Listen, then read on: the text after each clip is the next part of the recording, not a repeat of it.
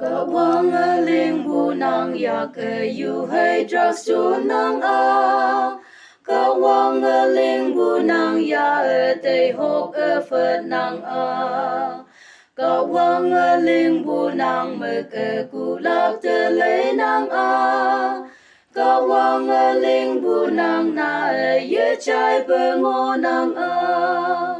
Sa a lei e yi ke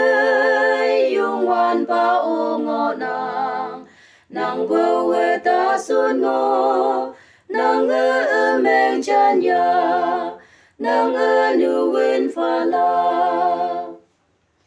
nang tui sâu lan ca ye nang sim pa mong meng ne tâm a nang ngau ca ye nang e ha lan ya sa hậu tâm ca a nang e nhai ya hu pu me khung meng tâm ngo a nang tui mai ye ling pu me nốc sang tâm a sa a lei e yi ke yung wan ba o ngo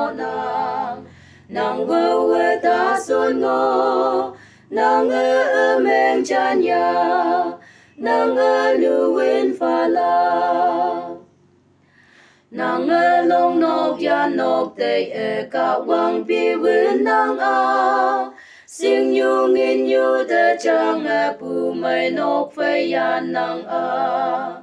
tui ye ling pe cho ke nga e nok sa meng e ngo a ha te wa Yesu cha ka wang song te le pe yi ke mùi nhi ya cây ya phơi mô lô wen tai lây mà cha tư we cha phơi wang tăng ngui lạc sơ mây bù tư mẹ yên tư la